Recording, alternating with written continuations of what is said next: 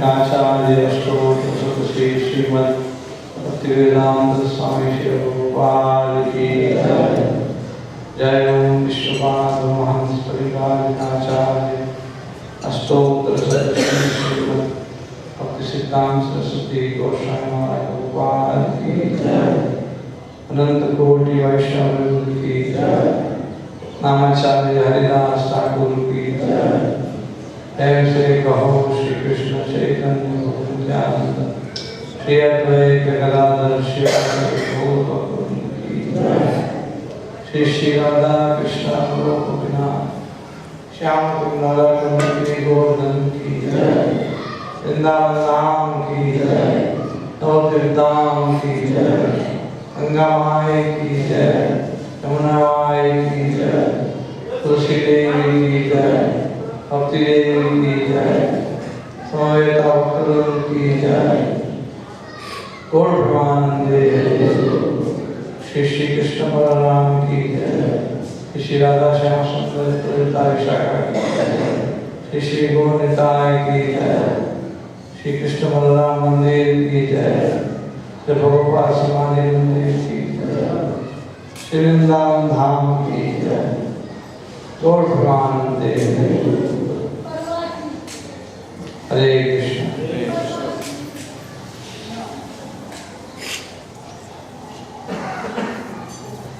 ओम नमो भगवते वासुदेवाय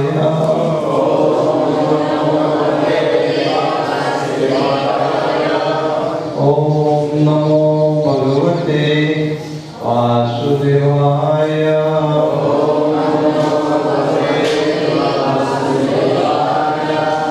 Om Namo Bhagavate Vasudevaya.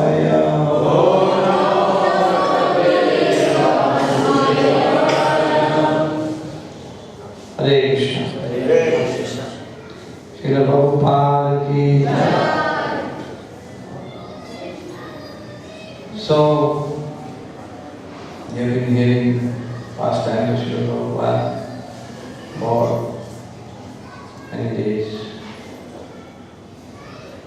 Prabhupada's pastimes are ocean of mercy. By hearing his pastimes, one develops understanding of what spiritual life is, what philosophy is, what the absolute truth is. Just like in Chaitanya Charitamrita there is said,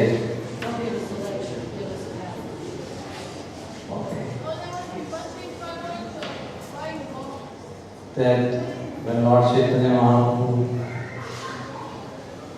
came down in the material world, he brought people the understanding of love of God, what devotional service is, Prema Tattva, Rasa Tattva, Bhakti Tattva, all these intricate philosophical principles were explained by Sri Chaitanya Mahaprabhu. Srila Prabhupada in the same way, after 500 years of disciplines of Chaitanya Mahaprabhu, brought the revitalization, the revision of the same pastimes, only on the wider scale, on the world scale. Therefore, his significance is never to be understood by any conditioned souls, including us. We don't know how great was Prabhupada. Whenever there is chanting of the holy name of Krishna, anywhere in the world, Prabhupada's name will be remembered, Prabhupada's name will be there forever in the memory of mankind. So, for an insignificant soul like us, like me, to have met him we have known him, we have served him. He is the greatest dream that any living entity can ever have. I didn't even dream about it. Because I never knew anything about spiritual life. Therefore, I never dreamt about such a great soul, meeting such a great soul. It was in 1971, I was in Detroit, Michigan, USA, where I was working after finishing the engineering education. And one day, one of my friends came from our station and told me he wants to go to Hare Krishna temple. The temple was on Jefferson Avenue at the time. So I was totally westernized Indian man who had gone there to become a new crow, Prabhupada said.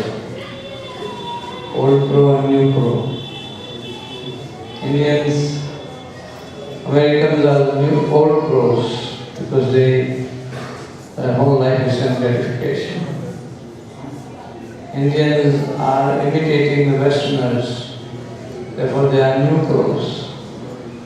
New crows are more enthusiastic in pursuing material life than even the old crows. So I was fast learning how to become totally degraded and fallen in the Kali Yuga. So I had no idea what Hare Krishna temple is. I just went to give company to a friend. And when I walked in the temple, it was like walking from heaven, from hell into heaven. So hell is like Hill Street, but there was all meat restaurant, liquor stores, and degraded people walking in the Vaikuntha. But there was about 30 or 40 devotees. There was time of Sandhya Aarti. Devotees were chanting and dancing in ecstasy. And the atmosphere totally shocked me, surprised me, pleasantly. I never seen any scene like that. And that too in USA. So gradually I started three-step dancing like everybody else was doing. And I got swept by the current, transcendental current of Sankirtan. After the Aarti Kirtan was over, one devotee gave a class on Bhagavad Gita. And he spoke so nicely, so scholarly, so cleverly. I thought, who has spoken, who has taught this person all this wonderful knowledge? Who has created this wonderful world? Before I had met once devotees on the street, but I thought some hippies were dancing and chanting, and there was it was part of their hippie experience. I didn't know what Lord Chaitanya Mahaprabhu was, who Lord Chaitanya Mahaprabhu was, what the Sankirtan movement was. Even born in India, I had seen so many temples, so many saintly people, sadhus. But I never came in contact with the congregational chanting party, Sankirtan party. So it was new, even for India. So I was very impressed by the whole atmosphere. And I wondered, I asked devotees, who has taught you all this? Who created this? So they pointed their finger on Prabhupada, who was sitting on, the picture was sitting on the Vyasasana. And so I was totally, from the very beginning, from the very first day, I was totally mesmerized by Prabhupada. What a powerful person who was created. Even if somebody was chanting once the holy name of Krishna, just one mantra, just one sentence of philosophy, I would say it was a big surprise, big miracle. But creating a whole movement, people living life of devotee, it was a big miracle. So I asked devotee, what is the book that can give me some idea about this philosophy, this knowledge? So they gave me a big Krishna book. Krishna book had just come out, and a very big volume, king-size volume. So I bought 2 parts of Krishna book in those days, 2 parts. So I went home and started reading Prabhupada's book. And as I read, everything good in life just started manifesting in the heart.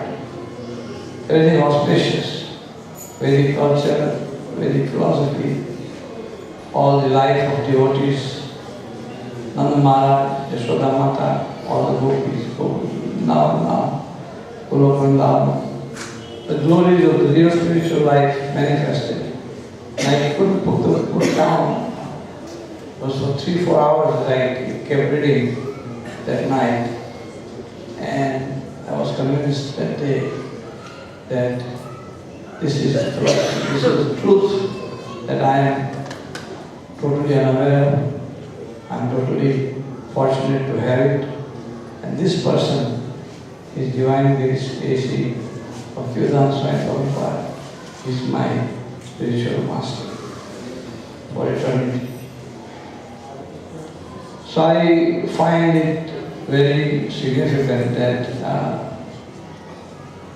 by reading Prabhupada's books, I first came in his contact, which is still possible and available even now.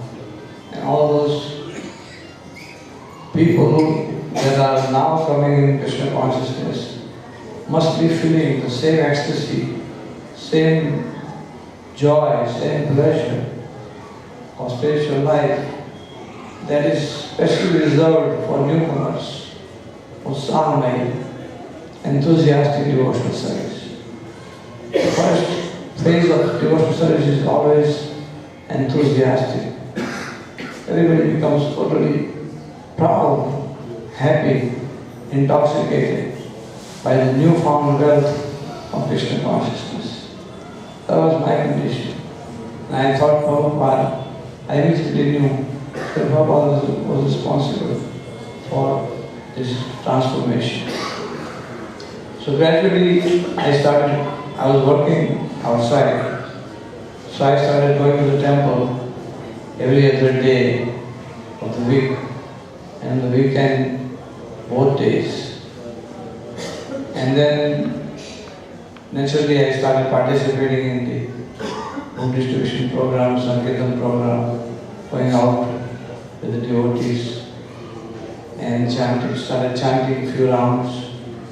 And gradually in 2 or 3 months, I reached to 16 rounds. So I started chanting 16 rounds. And then in June of 1972, Srila Prabhupada was coming to New York from somewhere.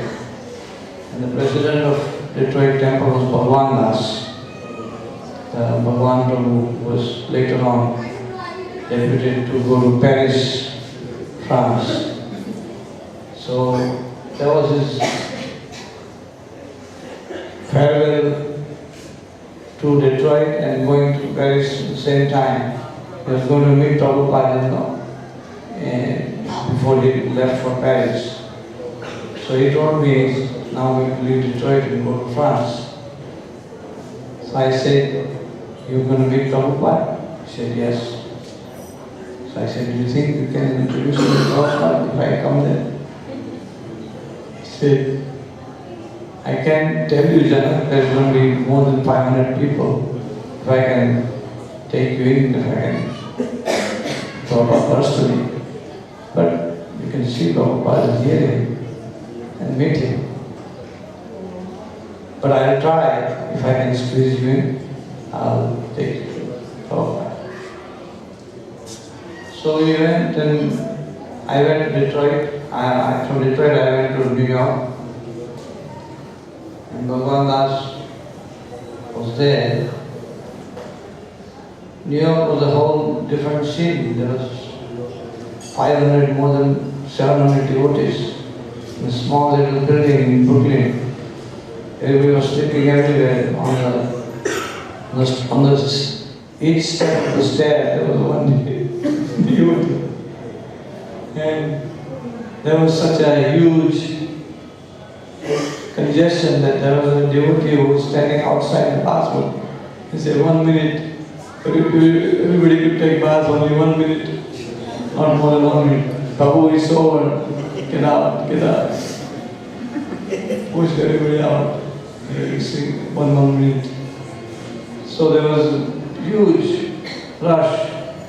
Prabhupada came to New York airport and these 400 devotees had gathered there. There was a tumultuous kirtan at the airport. Everybody was totally surprised and shocked, all the Americans. What's going on here? As if Hare Krishna had taken over the airport. So Prabhupada came out smiling. Everybody bowed down to Prabhupada. And all the reporters and all the journalists and everybody else, they're all clicking pictures. Sorry, I have to turn this off.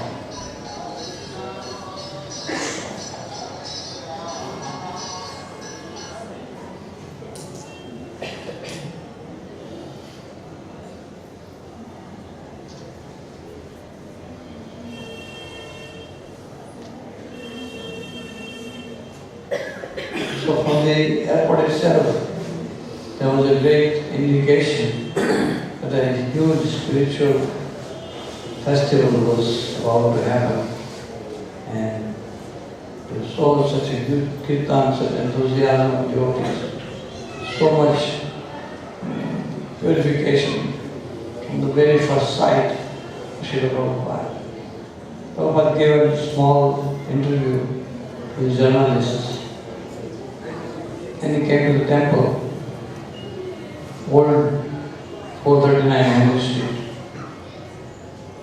And significantly enough, Prabhupada gave a lecture. He was saying that this is the desire of Lord Chaitanya Mahaprabhu,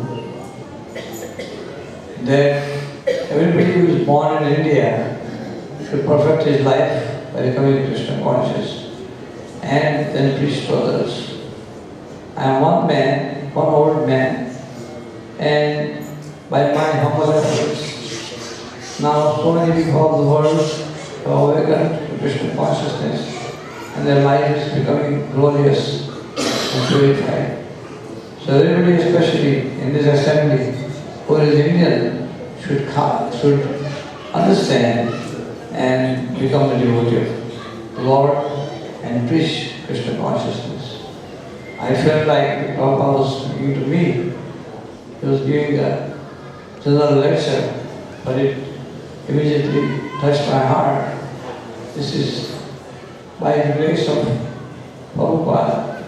I may also be a little instrument in your movement. I was telling myself.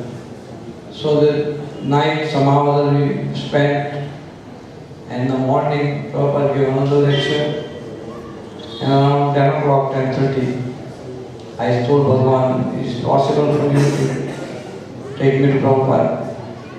And Bhagavan said, you just stand here and I will see if I can take you. So I waited there near Prabhupada's room, and after 15-20 minutes, Bhagavan came and held my hand, says, come on, come. So he took me into Sri Prabhupada and said, Prabhupada, this is one Indian gentleman. He is an engineer and he is a good devotee. He's coming to the temple. His name is Janak Joshi. Prabhupada said, "Oh, where are you from?" I said, "I am from Surat, Gujarat." Prabhupada said, "Oh, I went to Surat." It was in 72. Prabhupada had gone to Surat in December 1970. I spent 3 weeks there. I was received very nicely, warmly by the people of Surat. Every day we had performed Sankirtan, Nagar Sankirtan. People came and threw garlands on all the devotees. And they were coming in thousands to participate in Krishna consciousness. This is one of the most enthusiastic towns that I ever went, Prabhupada said. "So what are you doing?" I said, "I am a civil engineer." "Okay, so you can do your engineering business, and whenever you have some money, you go back to Surat and build a nice Krishna temple."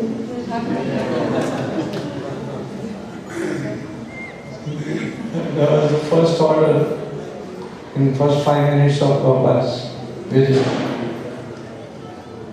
So I got my life's mission in the first 5 minutes, meeting Prabhupada.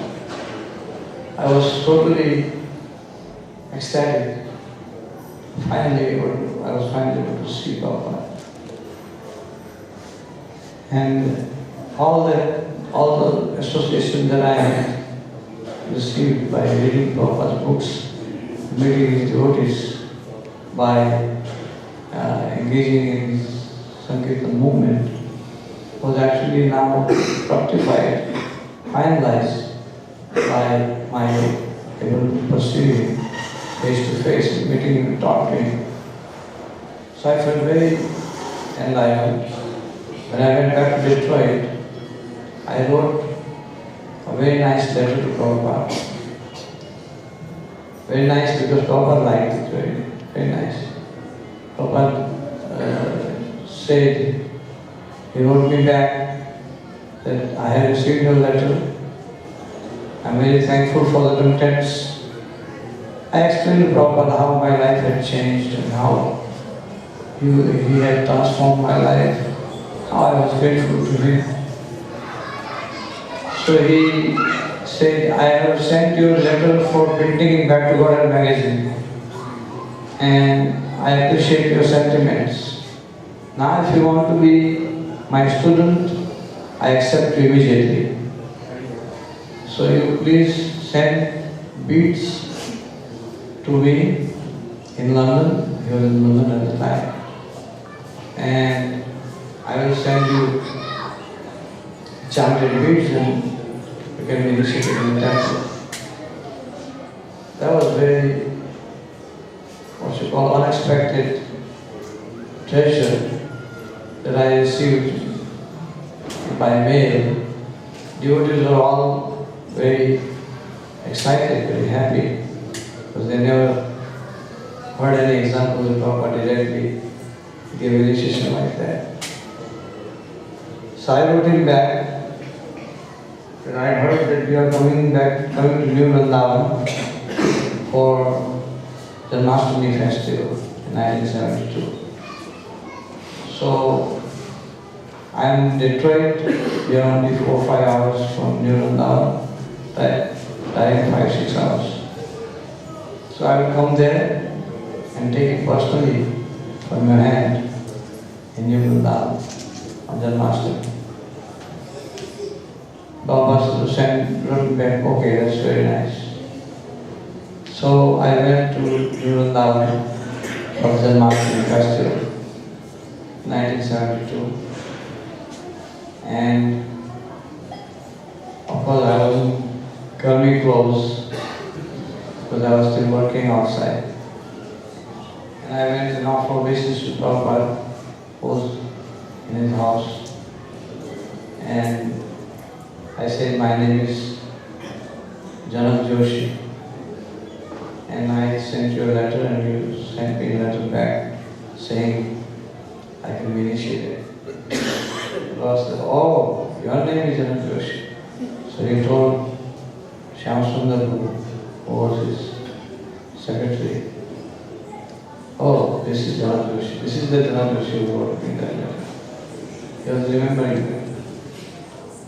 So I was hearing Prabhupada. I sat down and kept seeing the visitors and how Prabhupada was dealing with them. And some complained about one of his servants having fallen down with some Mataji in the Vrindavan.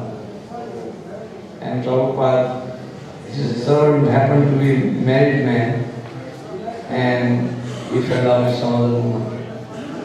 So Prabhupada went like this. In the old days, Kshatriyas used to have more than one wife. So he's fallen down, what to do?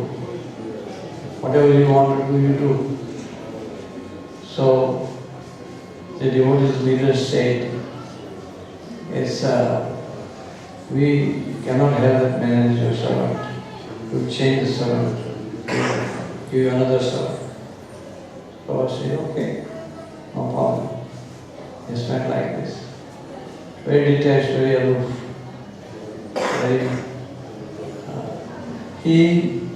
One thing I perceived in his feeling is that he was very strict in presenting philosophy. He was like a lion. He never compromised even the smallest bit in the philosophy. But in his practical application, especially with Western disciples, he was very liberal, very kind and very forgiving, because he knew how difficult it was for them to practice all the principles. And by the grace of Krishna, he said that by the grace of Krishna, I am surprised who stays. I am not surprised who falls down. I'm surprised that everybody stays here. Then, the same day, Keshav Prabhu from San Francisco, Karanda's brother, he bought a big bus, a huge bus for Sankirtan. He said, Prabhupada, I want you to see this bus that I have brought. And Prabhupada went outside, saw the bus, and said, so, how many people are traveling? Keshav said, yeah, 8 or 10 brahmacharis we are traveling in every town, village, and we are distributing your books. So Prabhupada said, that's very nice. Do you have any plan to be married? So Keshav said, no Prabhupada, I don't want to be married. I want to remain brahmachari and distribute your books. Prabhupada said, oh, that's very nice. Marriage is like you are walking on the street with your hands free, nicely, and picking up a big huge rock and put it on your head, and then start walking again. It's like putting a big burden on your head. So, better remain a brahmachari and distribute, preach Sankirtan. Keshav was very happy, lost God blessing of Prabhupada. In this way, every day, for 3 days, I was going to Prabhupada's hut. I was in one of the hills of Vrindavan, old house of Prabhupada.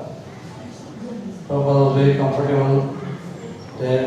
He always glorified the simplicity of New Vrindavan, simplicity of life in the village, the glories of life in the village. And there was no toilet for Prabhupada. Prabhupada was going to a toilet in the forest, just like they do it in India. And he was very happy doing that. He didn't have any demand for any luxurious life at all. He adjusted with devotees in ashram life, like everybody else, he lived simple life. And during that period, there was some meeting of leaders. So Prabhupada was meeting all leaders and giving them all the instructions. On the day of the Mastami, there was a initiation ceremony. And I went Prabhupada the previous day. Prabhupada never told me anything. I was just sitting there. But in the morning of the Mastami, Nanda Kumar, Prabhupada's servant, he jumped out from the car that was going to Swami. He jumped out and he said, "Hey, your name is Nanda Kumar?" I said, "Yes." Prabhupada said, "If you want to be initiated in the ceremony, you should shave your head." So I should shave my head. I never, even though I was ready to be initiated, I never was ready to shave my head and walking around with a shaved head. So Prabhupada knew my weakness and he hit the nail right on he hit the hammer right on the nail. And then I was totally confused what to do. The ceremony was already started. Guru Puja, the ceremony was going to begin. So there were people from Detroit, especially Yashomatinandan Prabhu, who lives in Bombay and who's been in India for many years. So he said, "Look, your hair will go back again if you want to work, don't worry. But this is a golden opportunity to initiate by Prabhupada personally. So now, shave your head, don't be attached." So he shaved me up, and then I got shaved up, took a shower, and then went to the initiation hall. Prabhupada looked at me and said, yes, yeah, good, he was very happy. And then he gave me the name. The name is Yashomatinandan.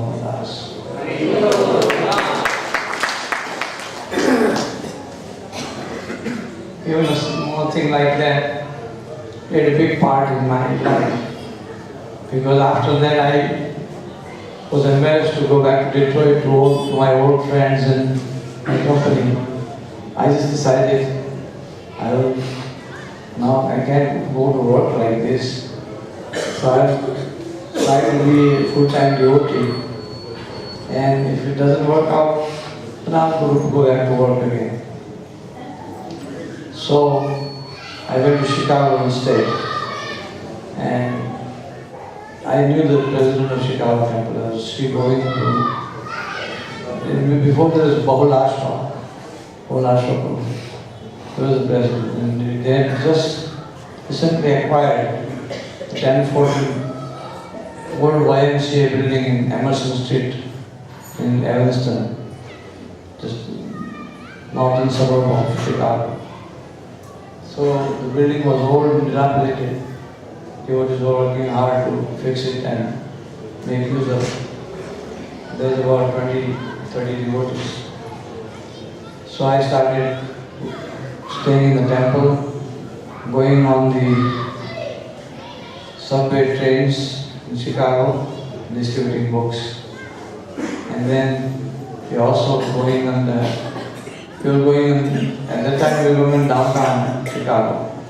The trains had not started because while we were distributing books in downtown Chicago, police many times harassed us and warned us to not stand there and distribute books. And they even started arresting the devotees and taking them. One day I was also arrested. I was taken to the police station.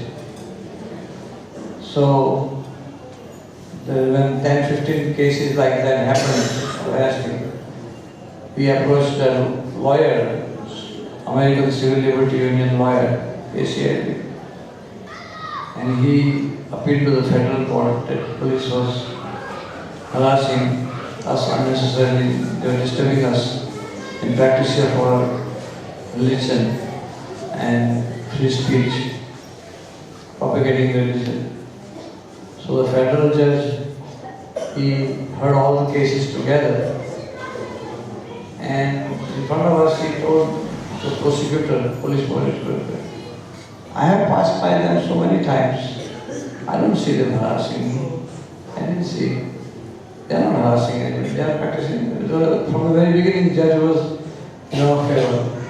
Then Professor Edward Demak, who wrote Introduction to Prabhupada's Bhagavad Gita as it is, he was a professor in Chicago University.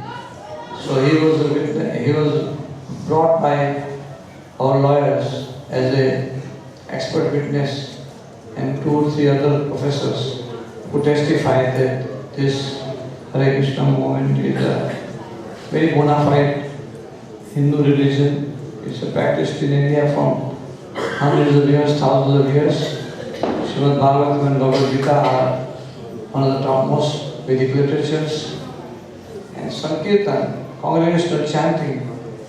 Professor Demak was a specialist on Gaudiya Vaishnavism. So he knew how Lord Chaitanya took our Sankirtan parties every day. And Sankirtan was the main practice of Chaitanya religion. So he testified all these things.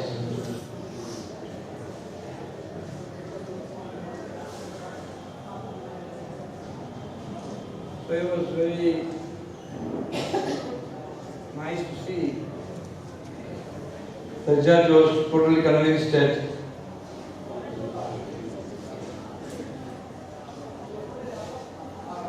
the Hare Krishna is a very authentic, bona fide religion. And he said, he chastised the police that you are necessarily disturbing these peaceful people. And if you do it again, I will hold you in contempt. So when our lawyer saw that the judge was very favorable, he said, so can we also go to the streets and all the areas that are controlled by the municipality of Chicago? He said yes. We can go to the Ohio airport and distribute our books. So just say why not? So the first airport was opened in America. That was the Ohio airport in 1972. Ohio airport was the 3rd largest airport in the world. And the traffic wise, it's the busiest airport in the world. Krishna blessed all of us and dropped the biggest airport of Prabhupada's land. So that was the first airport, and then devotees in Los Angeles approached the local authorities. Los Angeles airport, Denver airport, then New York JFK. So all the American airports were opened for food distribution, which revolutionized food distribution. Another thing was Chicago, and there are some cities with very severe temperatures. In the winter, we could not stay out more than 10 minutes. We would have to run into a building, Sears stores, downtown stores, because our hands were freeze in the cold.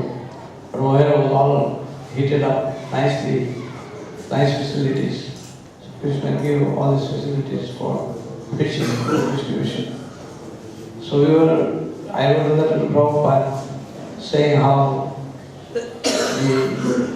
my life has not changed. First I met you in New York, then I met you in Vrindavan, you initiated me. And now I cannot think of going back to my old Karmi lifestyle. I'm distributing books. Unfortunately, the airport is now open, we are distributing books in the airport.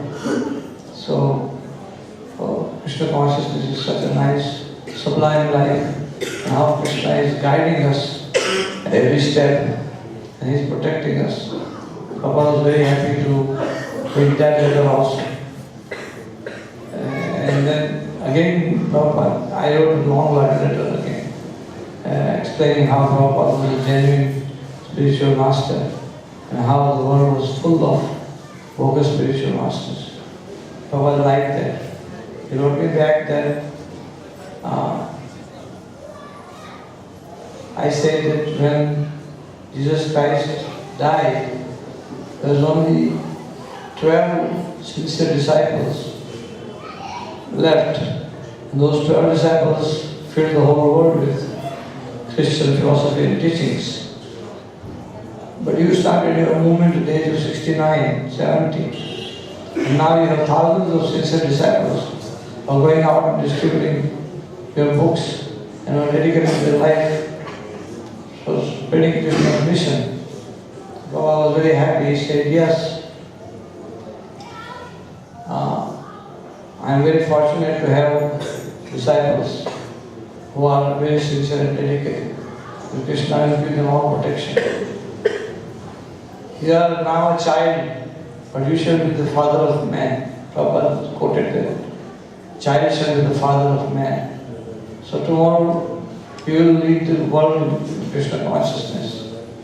And as far as Ramakrishna and Vivekananda, Prabhupada said, the whole Bengal has become ruffian because of Ramakrishna's philosophy. He was very critical of Vivekananda's philosophy that so you can worship anybody you like. It doesn't matter who you are worshipping. As long as you like somebody, you can chant any names you like, you can worship anybody you like. As many ways, so many conclusions. So Prabhupada said, the Daridra philosophy is destroying the whole Bengal. That instead of worshipping Narayan, worship Daridra or poor man. Because poor man is also part of, there is Narayan in his body, so worship that Narayan. So Prabhupada said, why worship Daridra Narayan? Why not rich Narayan? Narayan is poor man's, Narayan is rich man also. We do not distinguish between poor and rich. We talk to Krishna. We talk about Krishna to everybody. And he said, now you worship Daridra Narayan and tomorrow you will kill the chicken Narayan and eat it. So what kind of Daridra Narayan philosophy is this? Narayan is in chicken also. And you are killing chicken and eating it.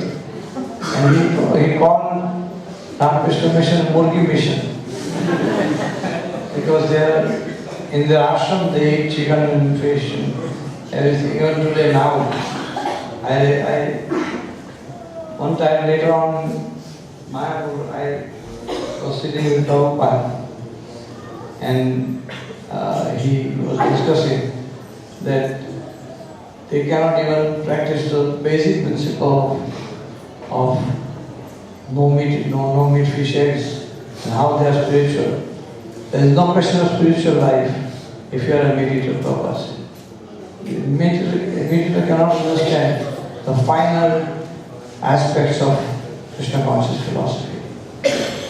So he was very critical from the very beginning of Vivekananda's activities. He said, what has Vivekananda done? He just came and gave a big lecture. Even the Christian priests, they came and they said, how? We thought that people in India are religious. And your monk is saying that don't go to church, don't go to temple, don't go to mosque, just worship poor men. So, don't go to church, don't go to temple, don't worship. What kind of philosophy is this? Srila Prabhupada was very happy if he gave oral reception to his teachings and if he imbibed these important aspects of the teachings. That is the perfection of spiritual life, to understand Siddhanta. And if we understand Siddhanta better, then our life, Krishna conscious advancement becomes faster. So after that, Prabhupada was coming to Los Angeles. So for 1 year I stayed in Chicago. Then I wanted to go towards West Coast because there was Prabhupada was coming there. So I wrote to him if I could go and meet him in Los Angeles. So I went to Los Angeles and met Prabhupada was there for a couple of months. And there was every day Prabhupada's darshan in his temple room. There was a lecture every day, and in his room upstairs there was private darshan in the afternoon.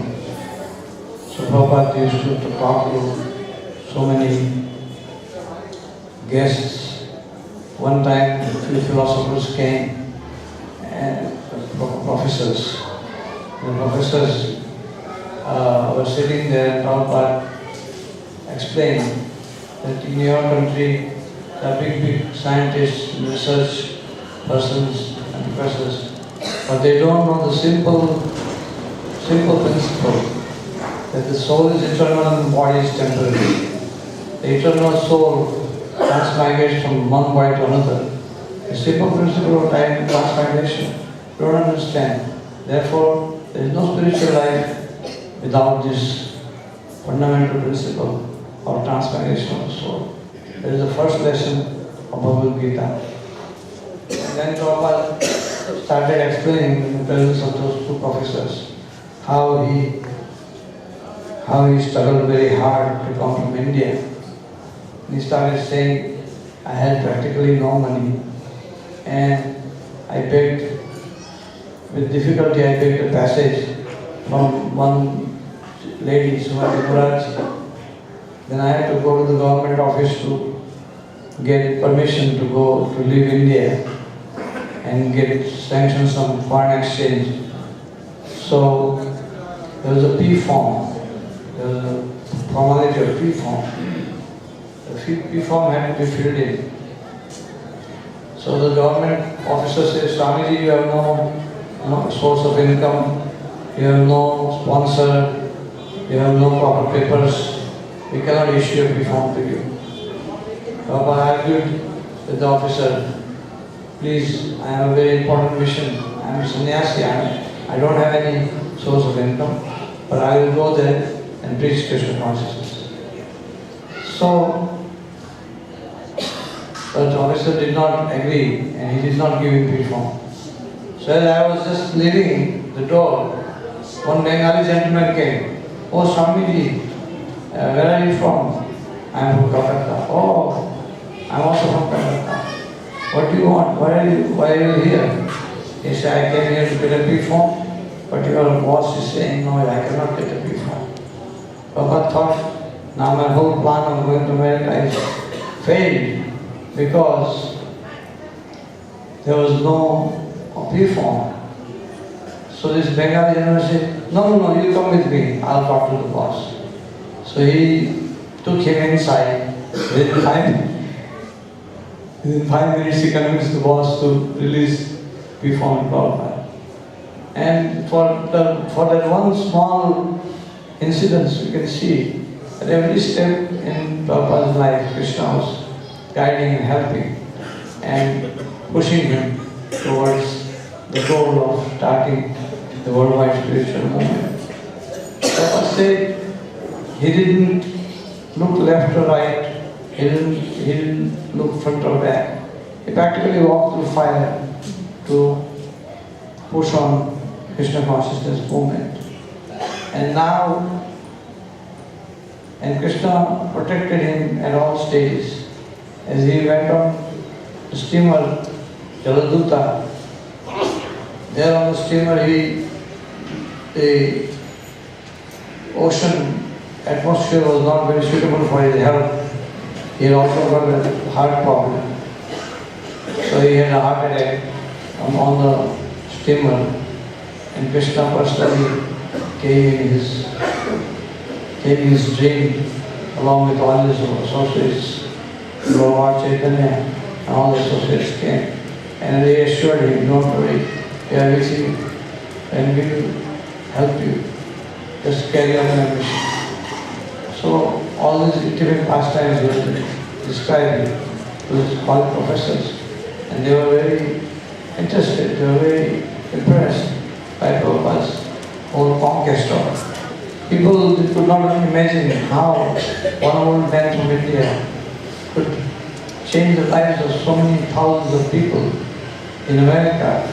Whereas all their wealth and all their power and all their money could not change one soul. So in Los Angeles, Prabhupada was giving intimate instructions to devotees. One day I asked Prabhupada, Prabhupada, can I, where is Prabhupada? Tell me when I have to stop. He said,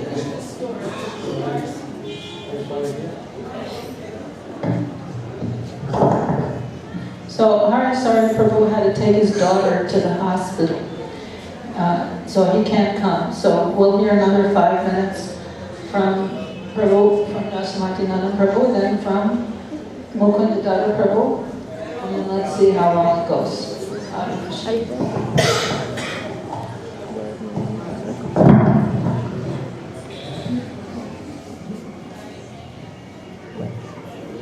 One day I asked Prabhupada, Prabhupada, can I give you a massage? It's like that. I knew that an elderly person, one should massage the feet of the elderly person. So, that is one good etiquette. So I asked Prabhupada like that. And Prabhupada started smiling. He said, okay, yes, you come in the night. So then Prabhupada's servant was massaging him day and night, so he was also happy. Somebody was going to share. So I started massaging him every night from then on. So in the night also, sometimes Prabhupada would speak to Krishna while he went to sleep. It was amazing to see him go to sleep after a day's hard work of preaching all day, talking about Krishna all day, rising in the morning at 1 o'clock. So, night massage, as soon as you started massaging him, in 5 minutes, he would go to sleep. And he would mildly snore, very soft snore. But then you know that he went to sleep now. So you give less pressure for so he doesn't wake up. But I would never go until he asked me that now you can go. So sometimes it would be half an hour, sometimes it would be 45 minutes. So generally half an hour, 45 minutes he would say, now you go. So like that, the whole intimate relationship started in Los Angeles. Then one day he said, now we have got the place in Bombay, in Juhu, we want to build a big temple. We are a civil engineer, so why don't you go and help with the construction of the temple? I was asking Prabhupada if I should go back to India and start our activities in Gujarat. Prabhupada said, yes, that was very nice. So then one day he said, you go there, first you start helping with the Bombay temple, and when that's done, then you can go to Gujarat and start preaching activities there. So in December 1973, January of 1974, I came back to India. Prabhupada asked me to go back to India. While coming back here, is another example of how Prabhupada was so straightforward and he so accurate in his dealing with everybody. I had some money collected on Sankirtan for starting the center in Gujarat, about $8,000, $7,500, $800. So I gave this money to Prabhupada and said, Prabhupada, now I am going to stay in Bombay, so if you, when I go to Gujarat, if you wish, you can give it to me or you can use this money for anything you like. So Prabhupada, I forgot about it, I just sent it to Prabhupada, I gave the money to Prabhupada.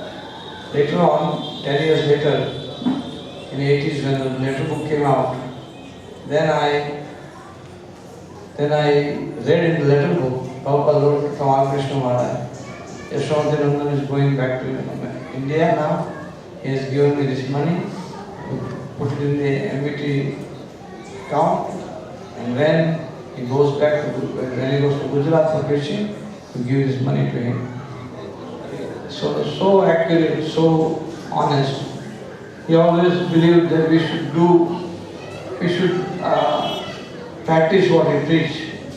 If we collect money for children in Mayapur, we should send money to children in Mayapur. And when we did not do it in Germany, later on, the German government came and took away hundreds of thousands of dollars of ISKCON money, which was all collected in the name of feeding poor children in India, and not sent. Baba was very upset. He said, whatever you collect the money for, that's how you should use it for. And everything he was straightforward. He was not even an ordinary. Prabhupada did not like crookedness in ordinary dealings. In ordinary dealings, you should always speak truth. And that is one simple qualification of a devotee. So then I went to India, and in India, in Bombay in 1974, Prabhupada had spent a lot of time, almost 3-4 months in Bombay. So there I had opportunity to again associate with him on a daily basis. Almost we spent 8 to 10 hours with him. It was 4 o'clock. First of all, he would wake up at 1 o'clock in the morning. Up to 6 o'clock in the morning, he would translate his books, 5 hours. And then 6 o'clock, he would go on the morning walk in Juhu Beach. It was famous.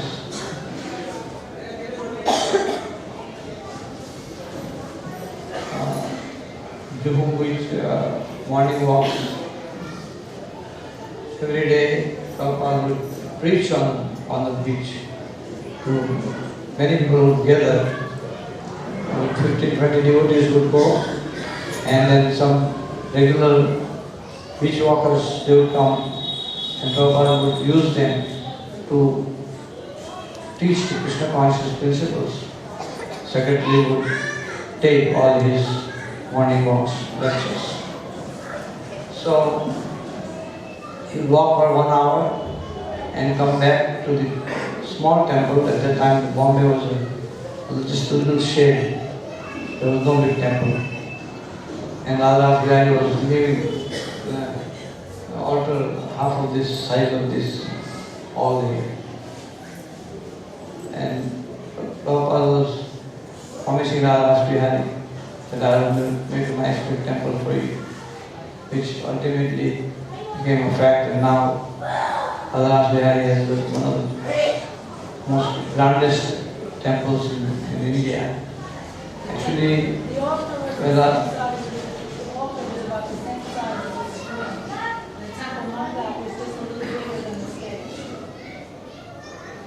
temple mandap, yeah.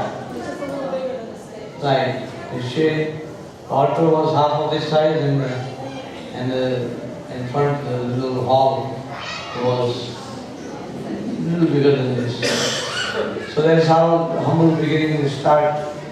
Prabhupada started everything in a humble way, and it all became like Lord Varahadev came out of the nose of Brahmaji. There's a little Varaha, became big. Similarly, Prabhupada's Krishna consciousness movement started on 22nd Avenue, and it became a worldwide mission. Today, Gopal Krishna Maharaj was telling me that now we have 700 centers around the world. So, Srila Prabhupada is always there, and he is ever expanding. His desire for Chaitanya Mahaprabhu to be present as many towns and villages there are, his Harinam Sankirtan will spread. So what we see here now is going to multiply, and Krishna consciousness will become a mainstream religion of the world, because people are very miserable. They are just like ants on the log, which is burning on both sides. They don't know what to do. Ultimately, they must come to Krishna consciousness, which is the only logical, philosophical principle that anybody, the intelligent man, can accept. I heard that the US government had an intelligence report on ISKCON movement in the 70s. And they noted, their representatives noted that the Hare Krishnas have the best philosophy, but their lifestyle is very strange, but they have the best philosophy. So, best philosophy, because we were begging on the street and going to the airport, which of course a big advanced country like America, it was a new thing. Later on, many other institutions also started, but Prabhupada was a pioneer in everything. Nobody would have thought that he would conquer, he would spread Krishna consciousness, Sanatana Dharma, by distributing millions of books. Prabhupada had the perfect idea how to spread Krishna consciousness. So we should carry on the principles that Prabhupada started. We should not invent anything new. Prabhupada said, whatever you need, I have given you in my books and my instructions. Just carry on like that and you will never fail. No power, outside power, can actually destroy this Krishna consciousness movement. Lord Chaitanya says, Param Vijayate, Shri Krishna Sankirtan. So in Bombay, Juhu, I had a very great fortune that year to be with Prabhupada. When Prabhupada came back from the morning walk, he would offer obeisances to Radha's Bihari. In 1974, first time the Guru Puja started in Bombay. And I happened to have done the Aarti on that day. Because Ramakrishna Maharaj asked Prabhupada, can we offer you Guru Puja, his Aarti? So Prabhupada went like this, okay, if you want to. And then that's how the Guru Puja started in ISKCON. Before that there was a Vyasasan, and we would say prayers to Vyasasan, but there was no actual lamp party before that. So Bombay, in that small temple, there is a Guru Puja that started. Later on, Upendranath Prabhu was here after many years. He was also there in the pictures of that Vyasa Puja, that Guru Puja offering. So then Prabhupada would take Guru Puja and go back to his room. It was a two-story room, but he climbed up. 74 was, Prabhupada was 79 years old. He had energy to go 2 stories up every day and down. And then he would take a little breakfast, small, and then take a little rest, half an hour, relax. And then start dictating letters for 1 hour and discuss with the secretary all the worldwide activities and what instruction has to be given. Then he would take massage, his morning massage, that is before the bath, during which he would talk with all of us about Krishna consciousness and preach that time also. Then he would take bath and take lunch. During lunch, he did not talk with anybody, he ate silently. He also taught us how to honor prasadam. He was very grave and very serious taking prasadam. And and very, very frugal. He ate 2 chapatis and 2 very light chapatis and sabji, two vegetables, rice and dal. But unfortunately, devotees did not put much salt in it. So he ate whatever he was given.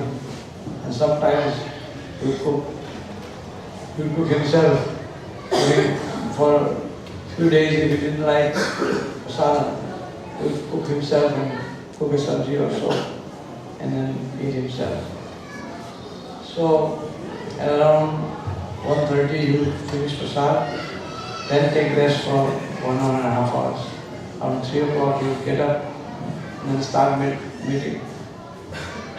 3 o'clock, he would get up and chant a few, for 1 hour or so.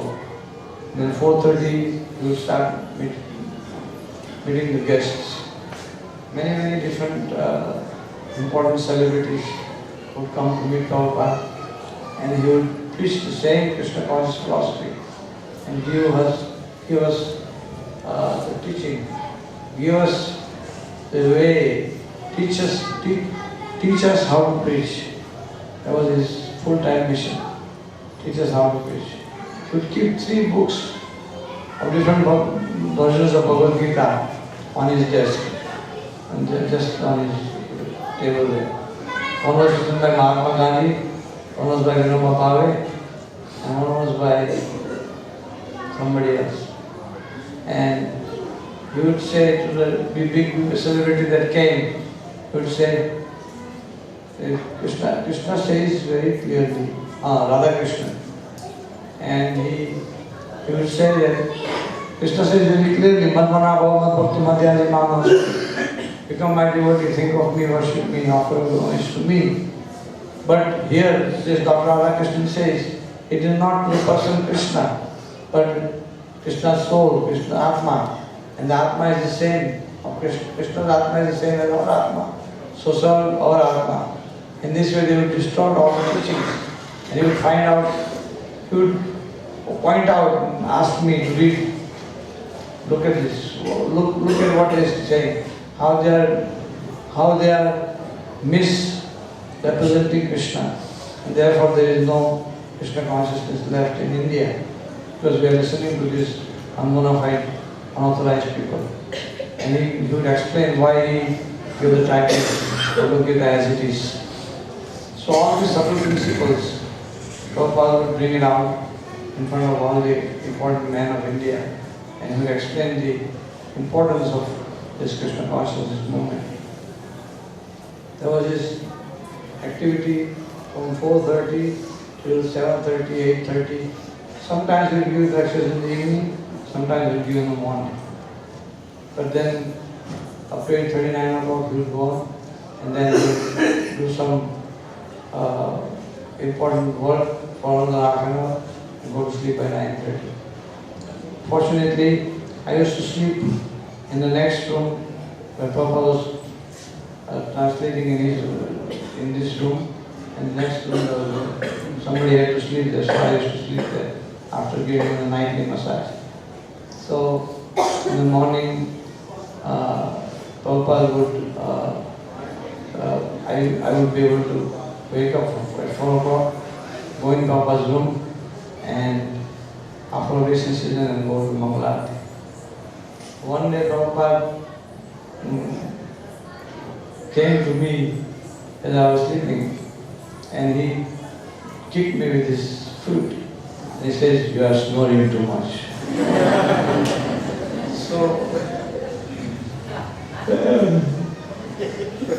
So then I said, "Prabhupada, should I sleep upstairs on the roof? I am disturbing you." Prabhupada said, no, generally it's not so bad. So there was one great benediction that I got kicked by Prabhupada.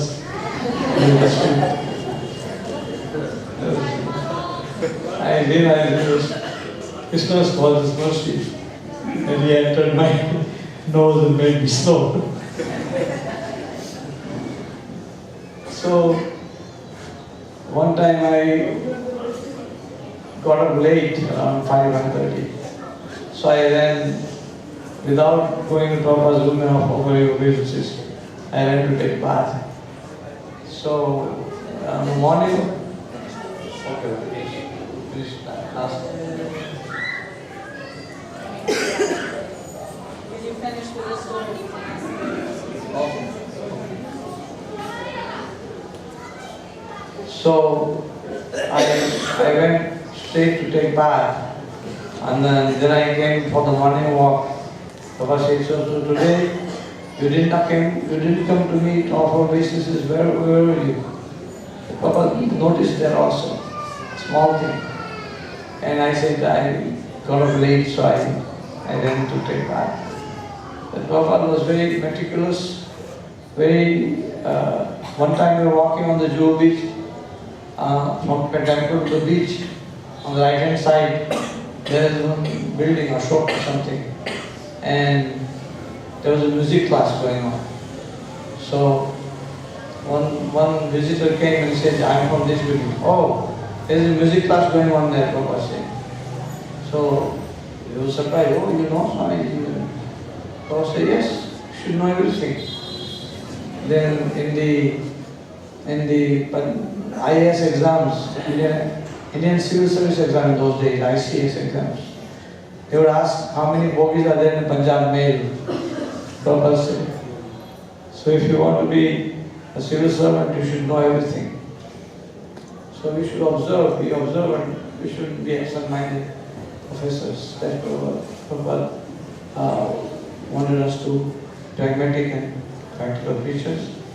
There are many, many stories of the Juhu beach, which some other time we will discuss. Thank you very much. Hare Krishna.